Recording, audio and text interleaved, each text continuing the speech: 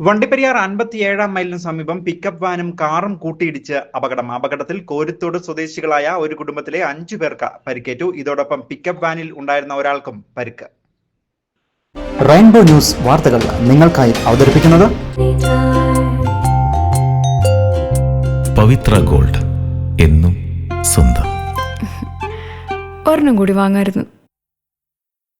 ഇന്ന് വൈകുന്നേരം 4 മണിയോട് കൂടിയാണ് അപകടം ഉണ്ടായത്. കുമിളിൽ നിന്നും കോട്ടയം കോരിത്തോട്ടിലേക്ക് പോവുകയായിരുന്ന കാറും തമിഴ്നാട്ടിലേക്ക് പോവുകയായിരുന്ന പിക്കപ്പ് വാനുമാണ് കൂട്ടിയിടിച്ചത്.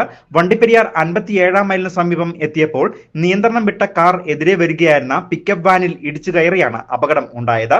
തുടർന്ന് പിക്കപ്പ് വാന്റെ ആക്സിൽ ഒടിഞ്ഞു പോവുകയും റോഡിന് ഒരു വശത്തേക്ക് ഇരു വാഹനങ്ങളും തെന്നി നീങ്ങുകയും ചെയ്തു.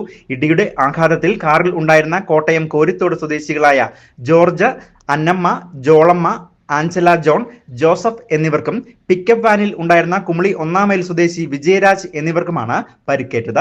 ഇവരെ പുറകെ വരികയായിരുന്ന വാഹന യാത്രക്കാർ പീരുമേട് താലൂക്ക് ആശുപത്രിയിൽ എത്തിച്ച പ്രാഥമിക ചികിത്സ നൽകിയ ശേഷം വിദഗ്ധ ചികിത്സയ്ക്കായി കോട്ടയം മെഡിക്കൽ കോളേജ് ആശുപത്രിയിലേക്ക് മാറ്റുകയും ചെയ്തു.